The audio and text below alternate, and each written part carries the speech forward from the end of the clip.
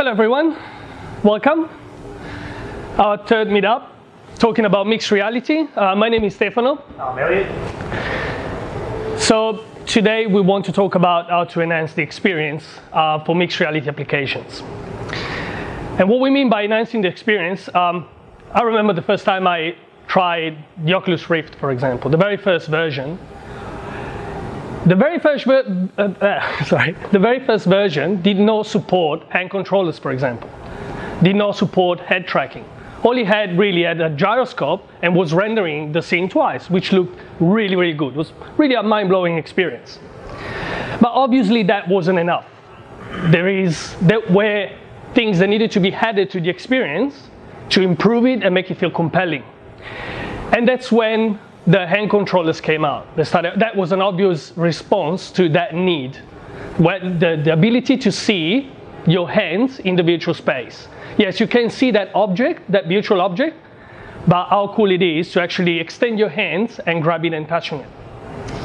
So the conversation today that we want to have is about all these other devices that have been built or are being built by companies to enhance this experience even more. Ultimately, for example, I don't even think the hand controllers are going to be the final solution. What we want to see is you actually being able to move your hands and see finger tracking, which is already happening. Now, before we start that conversation, we give you a few news about what's been going on in the last month in virtually mixed reality. So, this is not really mixed reality, but it's very important to point out that Redstone 4 is now officially launched, which is Windows 10 Spring Edition, which brings a cool set of new features, such as timeline, so the ability of freezing your work, so to speak, and recall it exactly in the status in which you saved it at any time. So you might be working on something, keeping open 4 or 5 different applications.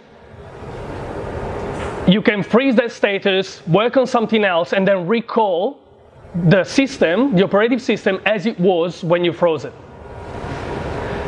Sharing, which is very much the capability of dropping content between devices very, very quickly. Hello. The new edition also gives you a lot of control in terms of GPU and bandwidth, which is always nice. Progressive web apps.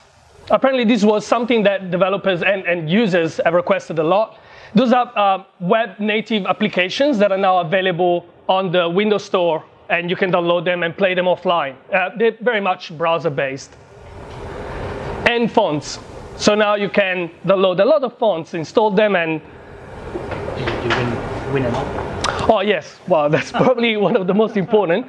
Windows machine learning, so-called Onyx files, are models of machine learning that have actually been pre-built, trained and pre-built, and they work offline. So we know that Azure services offer a lot of machine learning capabilities such as face recognition, language understanding, translation, object recognition. With this new version, you'll be able to train those machine learning models, load them into your machine, and keep them offline and get them to work offline without having to rely on connectivity.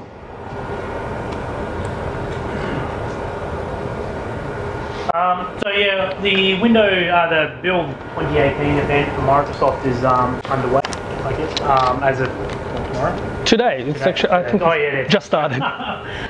Which is exciting. So that's a global event that is sort of staggered throughout the time where it starts.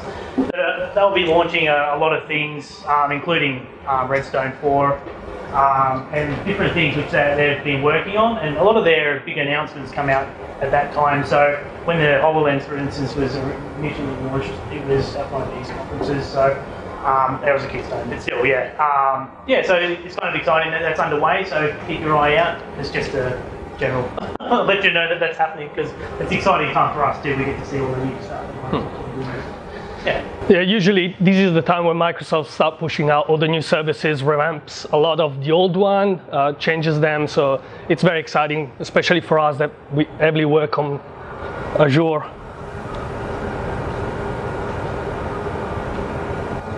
So there are a few new devices in the world. Recently, you may have seen the Oculus Go got released recently. It's been in the forefront of news for the last little while. But it's essentially it's the more consumer-based Oculus virtual reality device, which is set to compete with like the mixed reality devices that have been coming out, because it's at a lot lower of a price point, as you can see, like $250 US. In terms of how it works, it uses the inside-out tracking, which we've gotten used to with mixed reality devices too, where you don't need to have the little lighthouse devices near your computer. You can just use it and it will track the space around you and give you the internal sort of gyroscope and that kind of stuff as well, which is really cool. We are unsure about the field of view. We had a good look, and we're not entirely certain how big it is. We thought we'd ask, does anyone know that information? Has anyone tried the Oculus Go so far? No, yeah, us either. So that should be interesting to find out once, I don't know, I suppose it's further into the market. But it is exciting because it's a low price point for virtual reality, which is slowly been coming down further and further. So the more of these kind of devices get released, the more accessible it becomes. So another thing about these devices is that while the Oculus and the Vive, for example, need to be tethered to the computer, those have a processor inside that handle the graphics. They don't need a mobile phone. They completely stand alone. So we have now these surgence of devices which are rely on mobile phones, and we know the mobile phones are crazy powerful nowadays, but those devices actually don't need a phone. So you can load application and you don't need a PC to run them. Something interesting is that Windows immersive headsets is being released on Steam officially out of beta stage, and there are already over 400 games that you can play with the headset. So yeah, Google has recently brought usability for WebVR native to their browser, which is very cool. So WebVR is now very much available for Chrome. You may have already seen that with the Daydream, obviously it's really tied to that. So that's come through, which is nice. So it sort of opens up that possibility of things happening in the web space with VR, and it should be exciting to see over the next little while. And we mentioned this last time, but different people here every time, which is really good. Magic Leap have got their device out, which is still, I think it's under obviously lock and key still, but it is going out, which is nice. So I suppose we're going to be hearing more about that. I don't know if you have any. Yeah, we haven't really heard much about this. It's very much a secretive project, but they started releasing these headsets to developers. Not much is heard of. I don't know who was here last time we spoke about this device. What makes us interested in it is the fact that Unity fully supports it. And for those who don't know, Unity is a game engine, software engine, I should say. So the fact that such a major engine supports this device, which hasn't even been released yet, it's kind of a sign that this is going to be a major player in the market. Obviously, Aldo is very cool. We have to see when it comes out and actually see if it delivers. They've received a ton of money to develop these, like something like $1 billion to develop it. Google is heavily involved in it, so we'll see.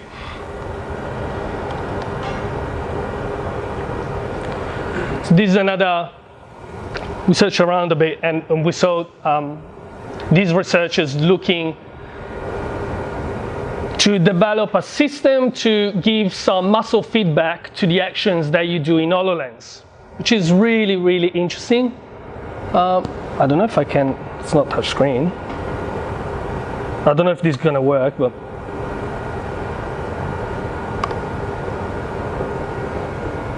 Is it gonna work? Has it open? All right. Has it? I haven't tested it. Okay, well, I'll send you all a link when I follow up for this event. But yeah, it's really interesting. It's like a 5-minute video, and they show how they recreated just a button on a wall that you can see through the HoloLens. And when she pushes the button, she kind of has that feedback. Really, really interesting to see. Hopefully not just an electric shock. What you're after, but yeah, there is a ball demo that they do in there, which is kind of cool, where it simulates the weight of sort of the labyrinth-style game as they move the ball around the little maze, and appears to give the same weight and feedback with that, and it's completely virtual. Now I'm going to show you something. It's a bit controversial, really. For only $2,500, you can get sort of a solution to locomotion, which is one of the biggest issues in virtual reality, because really, if you have a headset that covers your view, it's really difficult to roam around, if possible at all. In my opinion, this is something that is very cumbersome. I can't see like people actually spending this kind of money to have such a device at home. But yeah, this shows that companies are actively looking to try and solve all these issues. It's very immovable too. It's quite large, and you know, if you set it up, it's going to take up the room. So be prepared. But I don't know. I think it's really getting to that idea that we need to be able to interact with the virtual worlds to a greater extent than we currently are, which is very exciting, really. And we've got I know a talk coming up here, which is along these kind of lines, which might be a bit more accessible. So anyway, we'll keep. Is it like treadmill or? There have been many solutions. I don't think this one is. I think it's like a kind of slippery kind of. You need special shoes. Yeah. Yeah. So you kind of walk on it, kind of still. Exactly. Yeah. The one that is a true treadmill is called Infinity Walk. I want to Google it. And that's a really hefty, expensive mechanism. This is what was featured in the Ready Player One movie. Okay. That's based on the Infinity Deck. But there's lots of people doing crazy stuff. It's like the early days of flight when people came up with all those contraptions. Yeah. Yes. Really good. Which is interesting, right? Because there are issues related to, like I was saying at the beginning, virtual reality is great, it's amazing, mind-blowing when you try the headset, but then you start feeling, I want to touch the object that I see, and so they make the hand controllers. I want to walk in the scene, I want to interact, I want to talk to other people. So it's good to see that, okay, now the visual technology is kind of getting there, others are pushing forward all the technologies related to it. So now we have a special guest today. Before I wrap up, I just want to quickly talk about the fact that we are running mixed reality workshops for people that are interested in learning mixed reality. And we are starting, we are going to involve obviously even some Azure learning for the most experienced, but we're trying to really reach out to people that are developers or want to become developers at the early stages, have a basic knowledge of C#, even no knowledge of Unity, and taking them through and learn the basics to create the first mixed reality applications with both HoloLenses and immersive headset. We will definitely send you like an email to follow up and see if you guys are interested, if anyone's interested. And also, this is N2 Space Planner. If you haven't seen it before, it's something that we make for the HoloLens, but also for the immersive headset. They're kind of different experiences depending on what you're using, but it's internal, and we've got it's free on the asset store at the moment. If you want on the asset store on Windows Store at the moment, so you can definitely check it out if you get a chance. It's very interesting. I suppose to give you an idea of what it's about, the HoloLens version, which we've got on our HoloLenses tonight, allows you to place furniture into a scene, see what that looks like. It's all in true scale, and you can rotate it, move it around, change the styles on it. So it really gives you the idea and understanding of what, if you were going to say purchase some furniture, you can have an idea of what that might look like in your space. You can have an interest in what that might be. But I think it also touches on the idea that you could do grander scale things with it too. So, you know, warehouse logistics and that kind of thing, because those things are so big and heavy that if you're going to move them, they're going to be very expensive. So this can get in front of it, and now you can move it, see what it looks like before you make the massive commitment.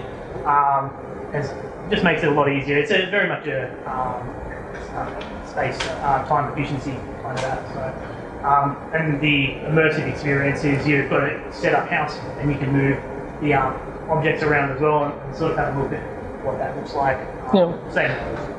We have a couple of HoloLenses set up anyway. We'll do some demos after if you want to try it out. So a couple of weeks ago, I had the opportunity and the privilege to go and attend to Visospace launch of their Alto 100, which I've asked if they wanted to come and demonstrate what they're working on. When I saw them the first time, I was really interested to see on what they were doing. I think they're working on a great project. Fully support them. Introduce you, well, you probably make the introduction. Puya from Visospace. Thanks very much, Stefan. Oh, sorry. Yes. Good to see you. Good to have you here. And hi, everyone. his colleague. Rob, my co-founder. I'm going to give you the microphone so that oh, do I need it? Okay. record it properly. Oh, okay, sure. We're recording everything down there. No worries. Do you want to keep the computer on? Sure. Yeah. Would you mind just putting onto so you got the internet, yeah? Yeah. Just put it on the Alto 100 Indiegogo page, just because of the images. I'm not trying to sell it, although I am. We probably need someone. Right. You know which one? It's too much. Hi everyone. Can I just get a show of hand? Hey, how you doing, Phil? Who's a developer here? It's like half, maybe. Yeah. Cool. All right. And the rest of you have all done VR at some point. I take it. No? You're just interested? Yeah. You're all. All right. So. We're here for VR, although you call it MR because of Microsoft. Question for you. Why do you think Microsoft calls VR MR at this stage? And what's their strategy on that? It's as much of a marketing naming as it is their desire to put an umbrella on top of a range of devices, which is the HoloLens and the immersive. Right. The immersive, I know, yes, is much more inclined to be a virtual reality machine, but being with the inside-out tracking, is able to detect the environment. Right. So we believe at some point you'll be able to kind of skin your environment using virtual reality, the virtual reality device, which I call immersive headset.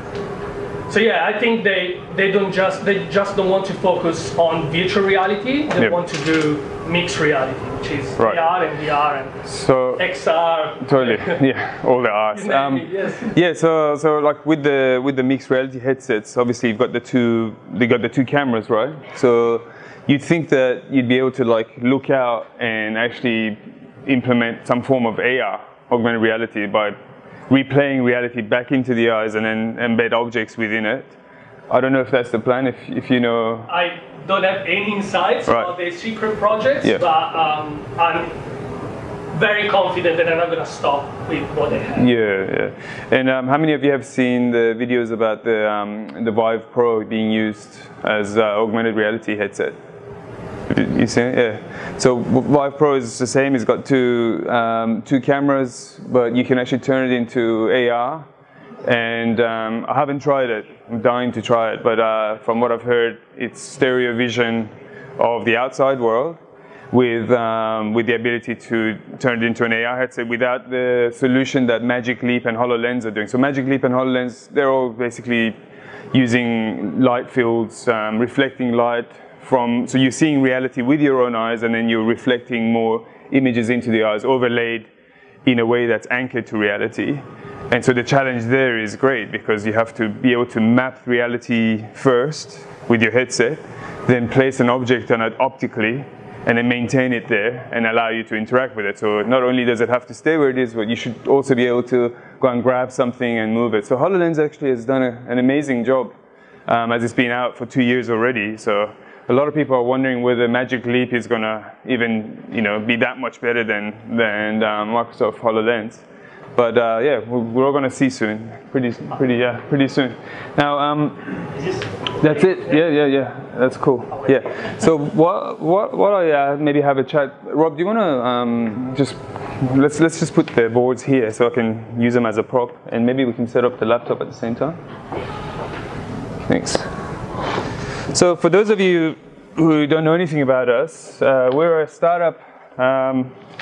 As far as we know, we're one of very few startups in Australia involved in VR who are hardware based. So obviously there's quite a few VR startups in Australia, but mostly they're to do with experiences and content and design houses, or they make games or other sort of enterprise solutions.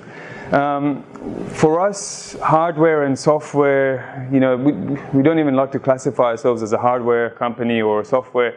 We want to think of experiences first and foremost, because that's what VR and AR and all these immersive kind of technologies are all about. And then work out what needs to be done. And if the solution's out there already, let's put it together and create a solution. If it's not, make it. So this is how we ended up with the Alto. When we first started the company in April last year, having come from a big project, Rob and I, dealing with human hands and making exoskeletons that move fingers. Initially, our idea was to bring hand interaction into VR. And you just showed that one with the HoloLens, being able to touch or feel the weight of a ball. Now, their solution is to electrically stimulate the muscles in your hand and make you feel like you could actually do that. If you don't shock the hand too much, the muscles too much, you can actually you can move the hand. So it's a form of a haptic solution. That's one way of doing it. The ideas that we were going through were to actually have basically like a glove that you put on with motorized elements in it, and so you go and grab a virtual object, and as you close your hand over the virtual object, the motors in the glove or the exoskeleton actually stop your fingers from going through. But beyond the fingers, we wanted to also have something that puts weight on the hand so you could feel the weight of objects. So we started with that just because that's where we came from. But going through the startup process and trying to find problems to solve rather than bring solutions to look for problems to solve with, if you understand what I mean. We quickly realized that, hey, there's lots of problems in VR, and some of them are lower hanging fruit than having this contraption on your hand. And the problem that we settled on was locomotion. So again, Visospace is here to solve interaction problems. That's our main thing. Like, we want to solve interaction problems for VR because we see this as the future, no doubt about it. And we're a bit worried that solutions that get put into place with interaction, they might get stuck there. So I'll give you an example. The humble keyboard that you see on laptops, even on your iPhone, the ASD kind of layout. How many of you know why it's been designed that way? Why is it that it's not ABCD? Yes? Because the operating arms had to go in alternate patterns. They used letters that weren't going to be typed one after each other on two different areas. Exactly. So the keyboard layout was created to slow down typers, because in the days of the mechanical typewriters, if they type too fast, the levers would get stuck to each other. So now we have them on our iPhones where you want to have maximum typing speed and you can't, because it's been set by 100 years ago how things were done. This is how things get stuck and don't get changed. So I personally am worried that the standards that we come up with get stuck and then we can't change them. So we want to be in the driving seat if we can, and think about the problems in a fresh way, like to actually solve the problems for what it is, not just import them from one thing to another. Another example is when the Oculus first came out, that was a real kind of modern form of VR as we know it now. And the first games that were made in VR were very much ported across from the 3D computing of the day into VR. So if you were doing a first-person shooter, your character would move in the direction that you look, right? And no one had figured out that, hey, it's easy actually to disconnect those things. So you should be able to look this way and move that way. And so a lot of people got sick playing the first games, and they still put up with it because they love the idea of being in VR. And slowly people said, you know, let's think about the problem in its own way, like not just port across experiences and games into this new medium. And now it's getting a lot better. You mentioned how the visual system is getting better in VR. All the big players are pouring money into resolution, tracking, stability, all that stuff, like the underlying programming layers. That's all being done by the big players. And we don't really feel like we need to get involved in that because we're almost like 90% there in terms of a acceptable, viable experience that makes you feel like you're present somewhere else. We're almost there. So what's left over is interaction. When you're in this amazing, unlimited, immersive world, what do you do there? How do you interact with the objects there? How do you move around? If we're trying to recreate reality and then bring magic to it, then we should have the ability to move around freely wherever we want to go and touch and feel objects the way we're used to. And those are the things that we want to solve. So coming back to the problem of locomotion, you probably appreciate this already, but I'll just mention the problem statement. The problem statement for locomotion in VR is that your brain believes the experience so much that when you have your visual world moving past you, indicating to your brain that you're moving, your brain expects to feel the inner ear responding in kind. So if you change directions, your brain wants to feel that your inner ear is moving. So we've got that canal in our vestibular system with fluids in it, and that fires off neurons, and it tells us that, you know, yes, we're moving. And if those things don't connect, and there's a disconnect there, we feel sick. And there's a lot of research about why we feel sick when we have this incongruence between our visual system and vestibular system. Some of it goes down to saying, like, that's actually your body, your reptilian brain thinking you're poisoned. So you're feeling nausea because it wants you to lie down and recover, and, you know, things like that. But the truth is that the human brain is much more complex than that. And the things that we feel and experience are multi-layered. So we've got the very raw, just like programming, you know, you got the machine language. What we've got is like just the base neural level, you know, neurons firing. So if we've got feeling like there's movement happening and our inner ear is not working, there is like reflexes that fire up and they make us feel sick. But we can actually attenuate those by making the brain believe the experience. And that's what we've been working on. We created something that tricks the brain into believing that it's really moving when it's not moving. And the way we tackled the problem was different to what other people did. So you saw the Cat VR. That Cat VR and similar projects like treadmills and slip mills, they're all based on the concept that for us to feel like we're present somewhere in the world and moving around, we need to be walking. So all these people have come up with walking solutions, you know, treadmills and slip mills. But we don't need to walk to feel real, because we do that all the time. We get onto scooters, cars, motorbikes. We're perfectly able to get onto a moving vehicle, and our brain is fine with that because it gets us from A to B if that A to B is longer than we like to walk, right?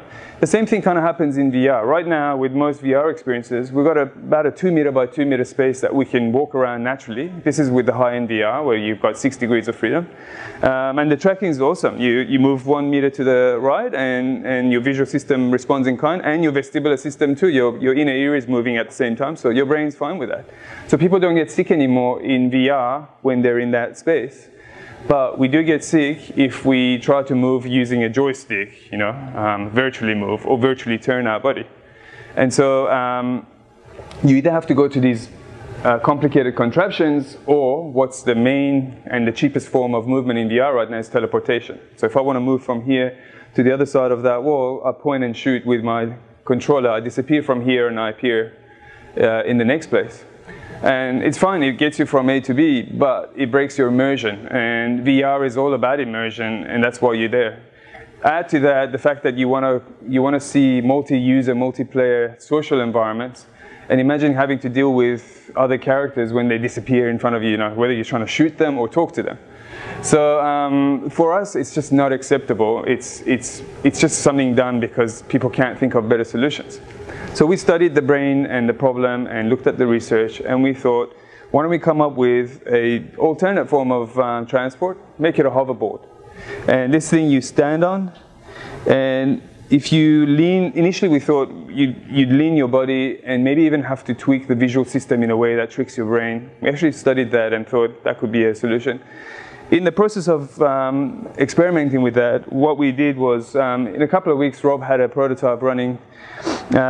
We just used an IMU, basically an accelerometer and a gyro, to feed information into the experience in the computer, so that if you lean the board forward, we detect that lean, and then we tell the system how much you've leaned by and in which direction, and then you can sort of respond in kind. The experience can move you in that direction. And what we found was that we didn't even need to tweak the visual system. Like, it was an acceptable experience for our brain. And we tried it with lots of people, and hardly anyone got sick. So we knew we were onto something. But in the early days, it was something like this. We put some tennis balls underneath, just to get a bit of flexibility, get a bit of pivot, and we had the electronics in the middle. And as you can see, it's quite easy to move, but a little bit unstable. So as soon as we put people in there, we discovered that we started a new problem. So we solved one problem, which was motion sickness, but we started the problem of instability. This experience tricks your brain so much that it actually creates reflexes in your muscles. So you start going wobbly if you've never done it before, and you might actually fall off. So in the early days, we had to like stand around people and make sure we catch them. But funny enough, after about 5 minutes or 10 minutes of play, something magical happens. Your brain actually rewires itself very quickly. We've got very plastic brains. And once your brain understands the premise by which this experience is being extended, and it sees that it's a repeatable concept, then it says, okay, this is how you're going to move, then fine. You don't have to get sick anymore, and you don't have to go wobbly. And people like me and Rob, who've had hundreds of hours on this now, for us it's like second nature. We'll get on it and we'll go wherever we want. New people that come, it's still a process. So what we're doing with our own experiences that we're creating is we're doing like tutorial kind of types of experiences that gradually ease you into movement. So initially, Nicola, our developer, made this experience where you can stand on the board, and at the beginning you just told which way to point, but it doesn't move, just to get the idea of being able to move on this. And then once you pass that, and then you understand the concept that you can actually turn around physically, not digitally, then we unlock motion after that, and we go, okay, now you point this way and you got to go to that balloon and pop the balloon. So things like that we're still experimenting with, finding out how to communicate the idea behind motion with this device. But ultimately, for us, I think what we've created is another form of locomotion. It might not be the best form for everything, but in its simplicity, potential cost point for the future, the fact that we can make this wireless from day one and future-proof it for standalone headsets and phone experiences, the fact that you could actually use this not only with VR but possibly with AR, with tablets. It has a lot of potential, and we're kind of like just sitting there thinking, why didn't anyone else think of this earlier?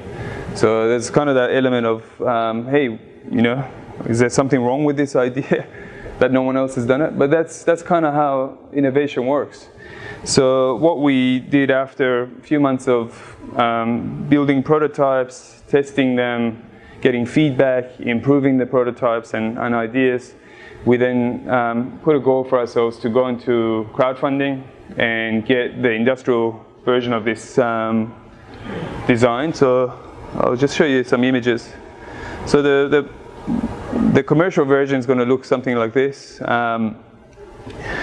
Instead of the humble tennis balls at the bottom, it will have a foam ring, a kind of a very high density hard foam ring. A ring around this area would be a soft foam that makes the experience more stable.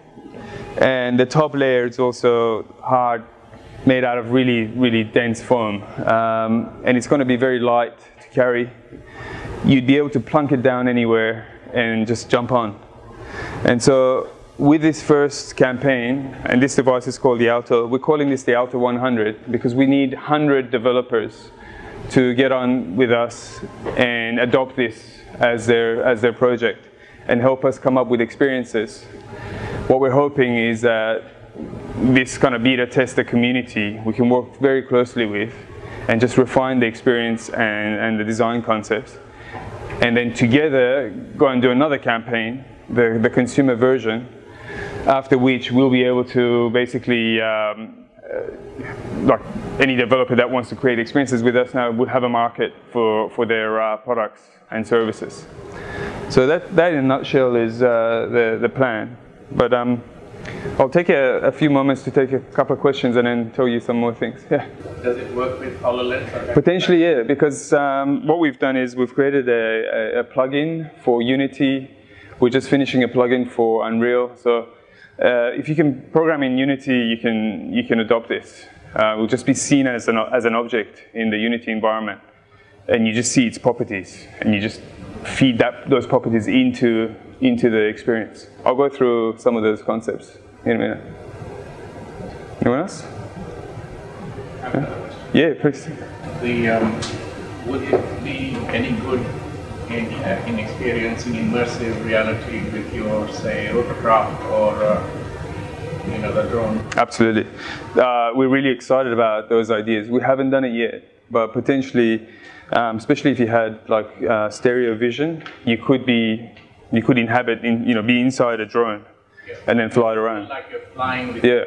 But for that to happen, more things have to be done on the drone side.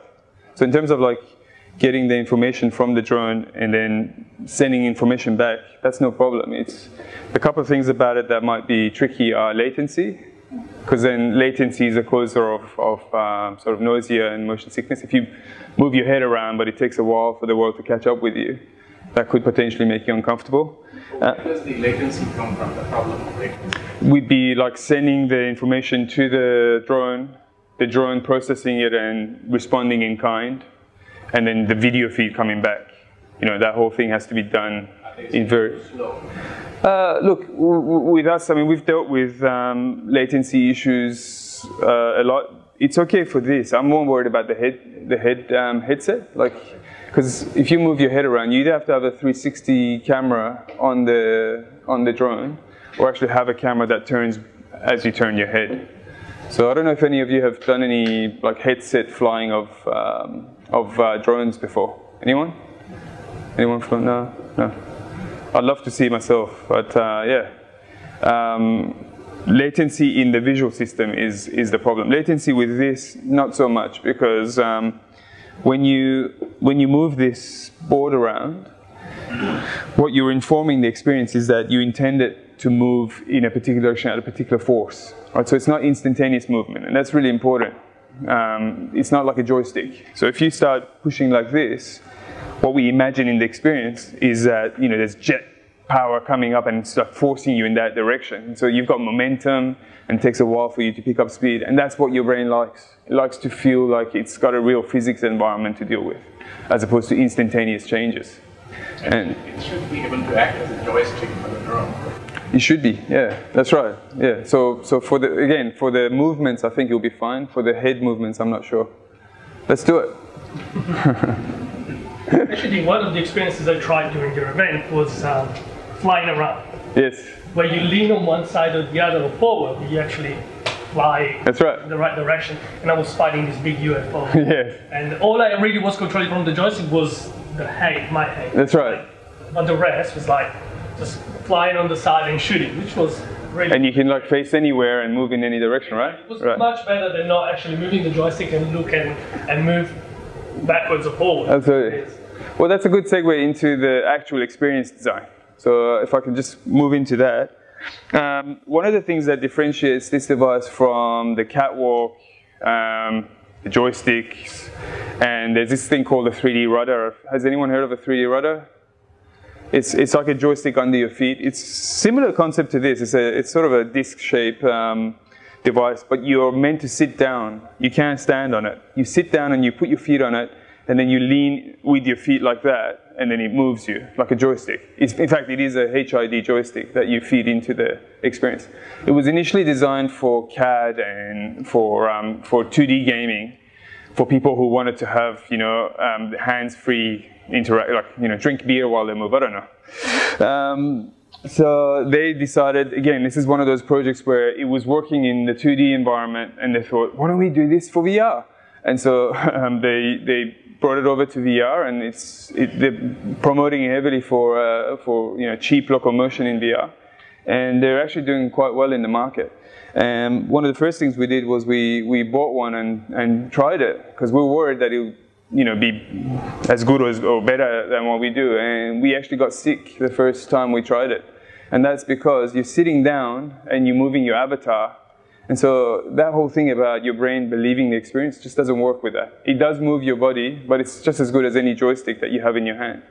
So going back to the concept of the experience, what's different about the Alto and all these other locomotion devices is that with all these other locomotion devices, the movement is part of your entire system. So if you're in the catwalk, you're strapped in, you got the shoes on, you can't even get out of it, right? You're in there for the entire duration of the experience. So there's no way for you to get off it. You don't visualize that. So when you look down, you're not going to see a representation of the catwalk. It is your form of walking around. Same as the joysticks, there's no representation of those things. For us, from day one, we said this is a physical and virtual object. So when you put your headset on, and you're not on it yet, you see it there where you left it. And that's a really important concept that I'd like you to think about. If we want to talk about mixed reality and things like that, the best forms of mixed reality are ones that integrate our base reality, if you like, with our virtual reality. Because then you can do so much more with both. And so you put your headset on and you see that. Now, unfortunately, right now, most experiences in VR don't visualize the legs. So there's still a disconnect when you look down. A lot of people do that. They look down and there's nothing there. And it's a sort of a, you heard of the uncanny valley? If you look down and you do see your avatar, and that's easy to put an avatar there, it might actually cause you more problems than solutions. Because if you look down, then your brain goes, that's my body. And then you start walking, and your foot doesn't respond in the way that you expect it to. It just breaks your immersion. So it's better not to put the body in at all. The same thing goes with the hand controllers. I don't know if you've noticed in VR experiences, you can't see your elbow, because the elbow is extremely hard to get into the experience without causing the uncanny valley. So you just see the hand, and there's nothing there. And these are the kind of problems in VR that we have now. We need cameras or other forms of, yes? Yes, so, you've got the idea of one particular type of movement that would work in a game where you're on a hoverboard or whatever. I love the idea that you've got of having an actual physical object that's also represented in the game. That's good. Gives people a direct computational modeling in their body. But how about the idea of, would there be other ways to feed in and therefore input into that? For example, standing on it and doing there are some games that are out there at the moment that are using, say, the motion sensor to see when you take steps, and therefore to just make an avatar that you're controlling, take a step each time. You could do something similar with this, but much more nuanced, because you've got a lot more feed-in points, that kind of thing, and therefore you could potentially, simply because if you're offering only one experience, that being the only way to move is doing this, right, that's going to become a game genre, that's a base. Yeah, that's right. You move in these games. If there are more ways that you could move, so you get positive. No, you're absolutely right, and this is exactly why we need that 100 community, right? So there's only so much we can do with our bandwidth, because we're a small team, and we've made like 3 or 4 experiences on our own, and all of them are sort of the hoverboard experience. But one of the first things, one of our partner developers, Peter Koch, if anyone knows him, he came in and he was really helpful at the beginning in getting us started on Unity. And the first thing he did was, he said, I want to be able to, exactly what you said, I want to actually walk on it and do this. And that's something that you could definitely detect with this. So our plugin will just give you the information. What you do with it is all up to you. Yeah, so that's a really good project to try and see if it actually, takes you further and gives you another form of experience. Yeah, I really like that. I think what we want to do is something similar to the hand controllers, where the base skin for the hand controller is the controller. So if you look at the Oculus controller in the experience, if without putting a skin on it, it looks exactly like the controller itself, and you move it around.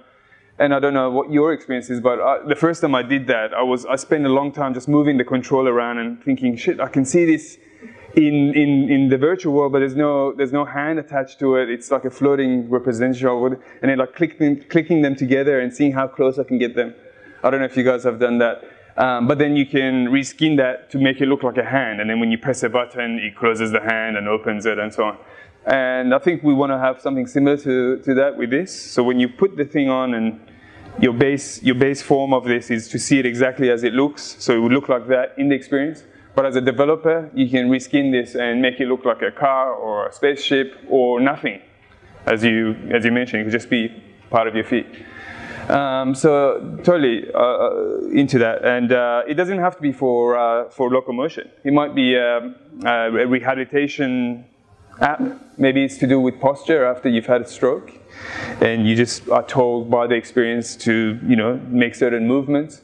And what this board will do is it will detect your center of mass. Because as I'm moving this around and leaning this, if I know my height and the approximate weight, I can work out what my weight is and roughly where I'm standing. So we actually visualize movement on the board as a pinpoint that moves around in a circle, within this circle. And so that's how we inform the experience anyway. We give the experience two data points only, magnitude and direction. So if I stand in the front and lean this forward, I'm going to get 0 degrees and 100%. But if I go a little bit back, I get 0 degrees and 50% and so on. And if I go this way, it becomes 90 degrees and 100% and so on. That's all we feed to the experience. Our best practice guideline for reducing motion sickness is to feed that into a force vector that acts on the mass of your body.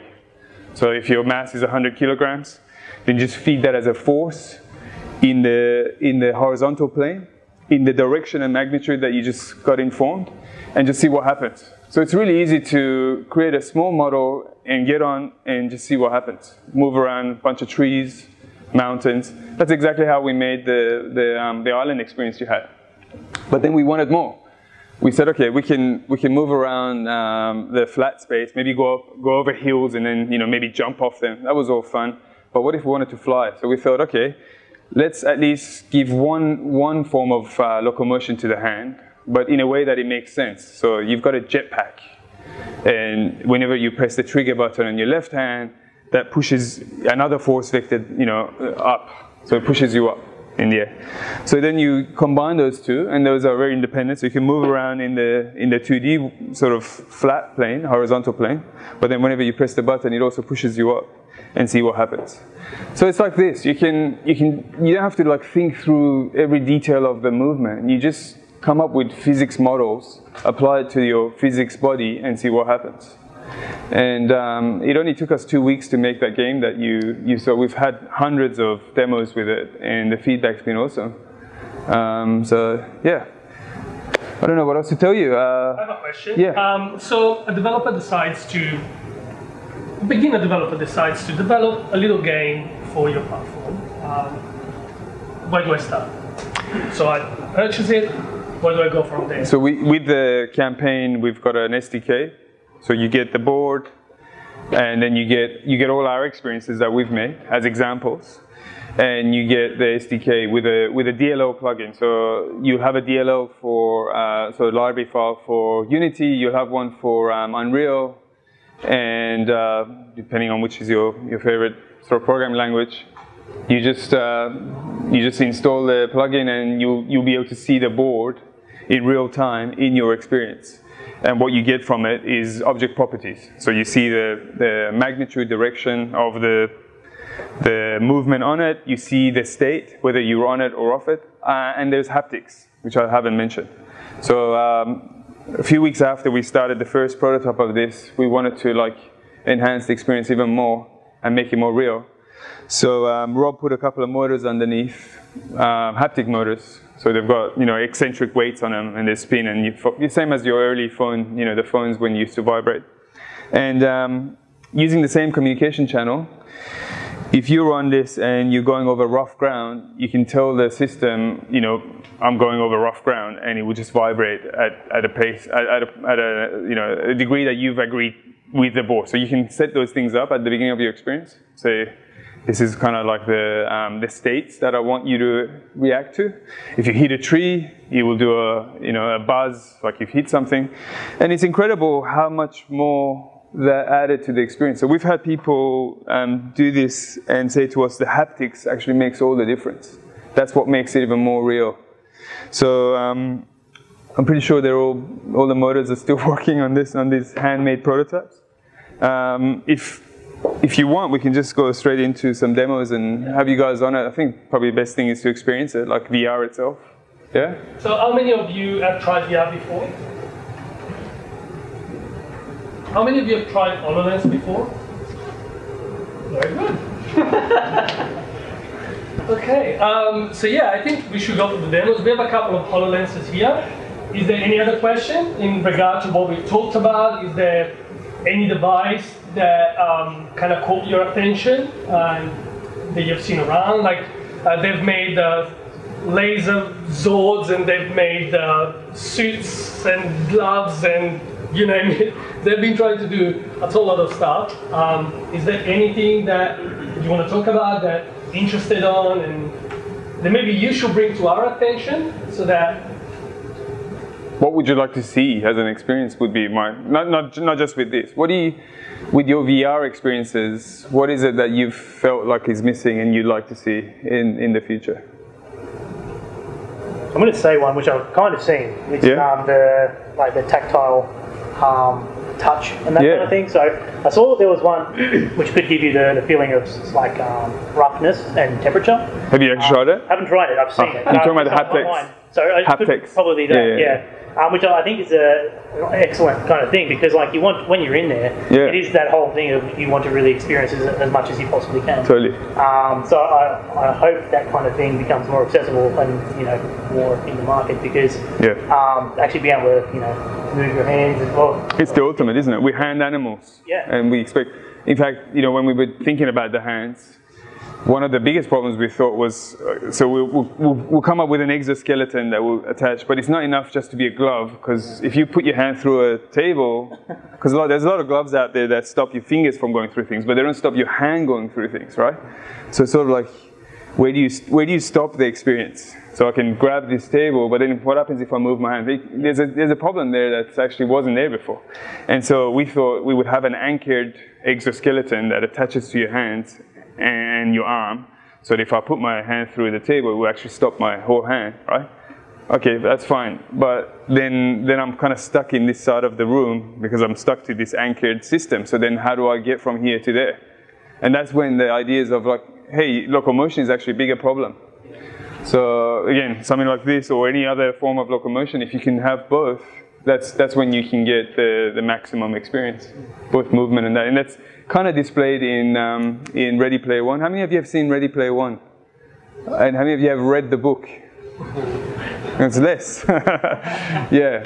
So with Ready Player One, it conveniently doesn't discuss the fact that there's got haptic gloves there. It doesn't show how, because you just see the person's experience. You don't see how is it that they're actually interacting with things. And those things are kind of like not mentioned.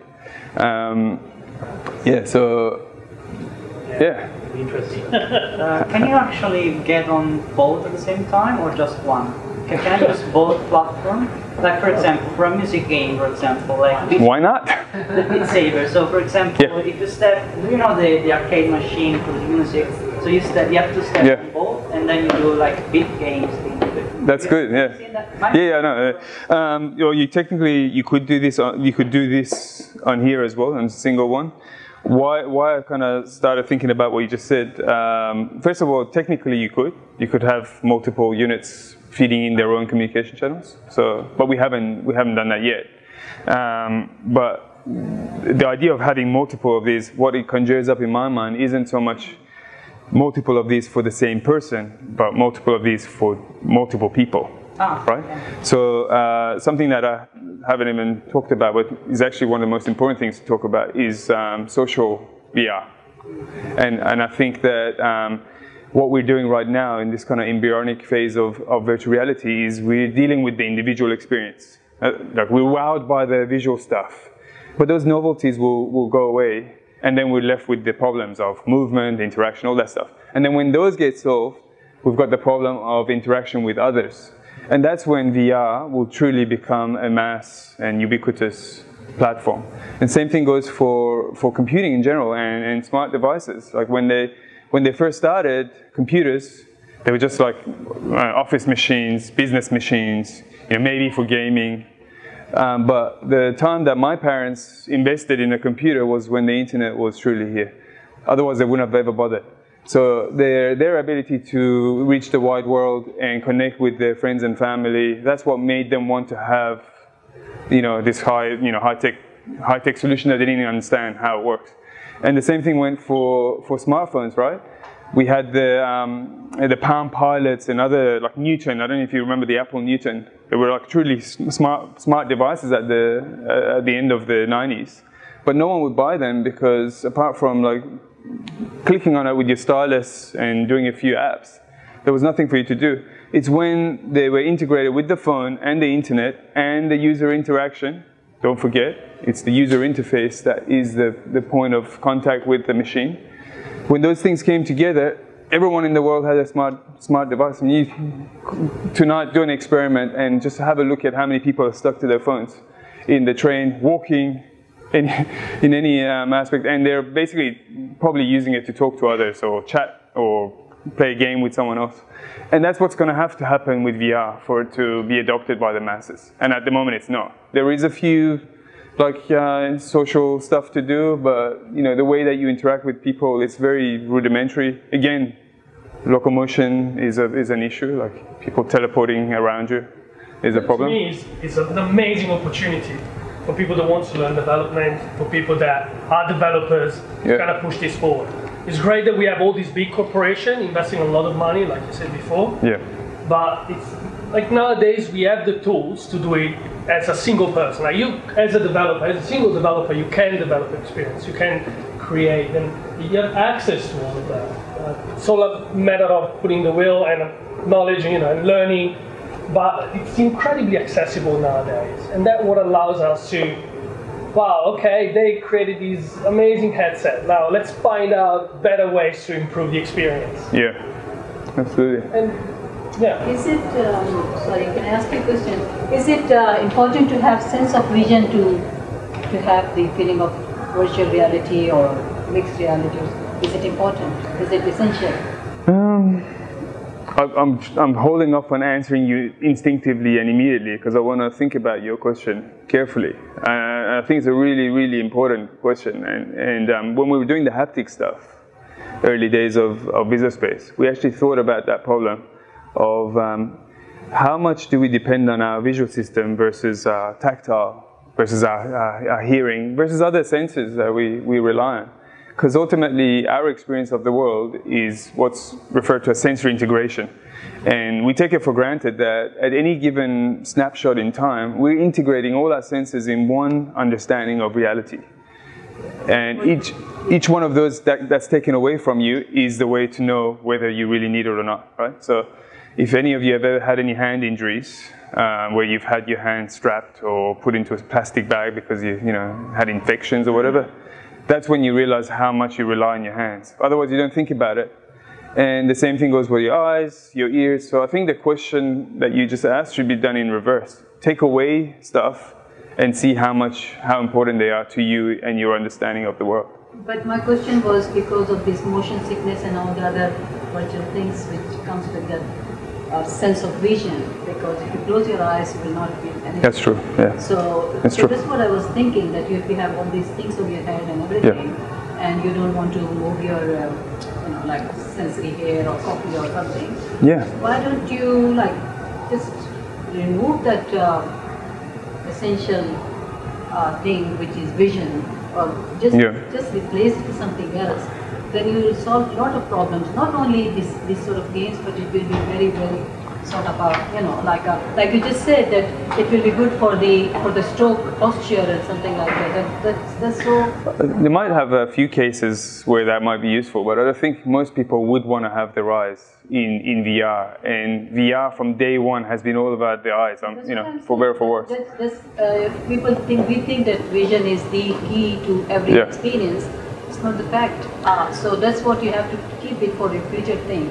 But when you just try to replace it with something else, then you get rid of all these motion sickness and all these sort of other unprecedented experiences. I don't know. I mean, like I never experienced any of these things, but I was just thinking, okay, you have so many things attached to all these things. So can you just? Did you put your hand up when Stefan asked if you've tried VR? Have you tried VR? No. Okay. So you're going to be the guinea pig today. No, you don't want to try it? I don't know. Okay, I like it. You got to try it. Come on, you're here. You got to try it. Yeah, because VR is one of those things that it's two different conversations when the person has tried it or not. And something interesting that happens to us quite often is when we do the demo with the Alto, quite often we're dealing with people who've never tried VR. So we're showing them VR and the Alto at the same time, which is a very interesting thing to happen, and not in the way that you think. What's interesting about it is that when you're trying something so new, you just don't know what to expect, so you will accept anything that's given to you. So for people who come and try VR and the Alto at the same time, to them that's VR. Like, those things go together. I'd be really interested to see what they would, what happens after they try it again without it, and how that sort of informs their experience. Okay, so I'm a fourth-year student, and I have a degree in electrical engineering computers. And basically my thesis is about combining the HoloLens with eye-tracking device. Now why I'm doing this is because I have been in coordination with the Cerebral Palsy Alliance. Now we take movement for granted, but people with cerebral palsy or any neurological disorders can't move their hands, can't speak, or just generally communicate like we can. Now it's actually proven that there's more to communication than just verbal. Most of them is eye contact, moving hands like what I'm doing now, basically body language. At the moment, cerebral palsy patients, for example, the high-tech solutions, are just desktop computers right in front of their faces. You lose that communication with other people. You don't have the sense of eye contact, body language. You can't connect with them deeply. Most of the time I found that when they're actually speaking, the words are on the screen, and the people are actually looking at the screen as opposed to them themselves. So this can be, you see their thought process, so you don't really have that sense of privacy.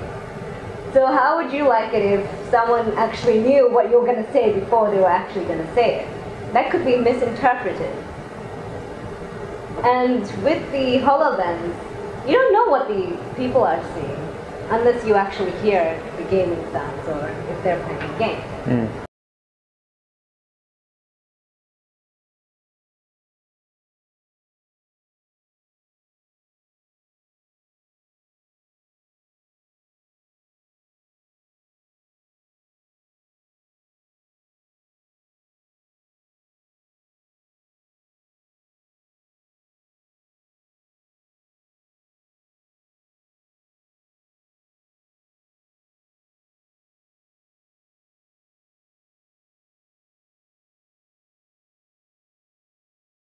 I'm sorry, I just want to, I'm wondering that it can be applicable to ADHD, like with the, or not only for cerebral palsy, or anybody who has a glass in front of them, like all these neurological patients with this sort of a glass shield. You can't reach them, they can't reach you, sort of thing. So this thing, whatever you're writing or applying or developing, is applicable in general to all those which you cannot reach? Sorry, could you repeat that? Which you cannot reach means like which you cannot communicate, like like cerebral palsy have some centers which are not functional, and all the other different neurological disorders have some other centers which are not functional. So this global thing is this development can be expected globally, or what you are like to other conditions that to other conditions. Yeah, to with the eye tracking. So every patient has a different level of ability, and at the moment I'm focusing more on the severe side of things where they don't have any motion except the eyes, but of course you can also extend it to meet the needs of the individual. So for example, at the moment I'm attaching eye sensors for those people who can't move anything, but I also could perhaps design it so that maybe, say, a person with ADHD, I'm not really familiar with the actual disease itself. Like attention deficit disorder. Hyperactive, sorry. So it's a lot of school children have this condition. So yeah, like teacher education, they teach you all about. And also always eye tracking thing to figure out. Oh, okay. Like I said, I'm still in the early stages of the development. Which uni are you? Sydney Uni. Do you know Jordan Nguyen and Psykinetic company? I know. Right. So there's a startup in Australia called Psykinetics, and they specialize in eye tracking, and they have an interest in VR, but it's for eye tracking for communication. They work with cerebral palsy, and it's all app based, so tablets and laptops and stuff like that.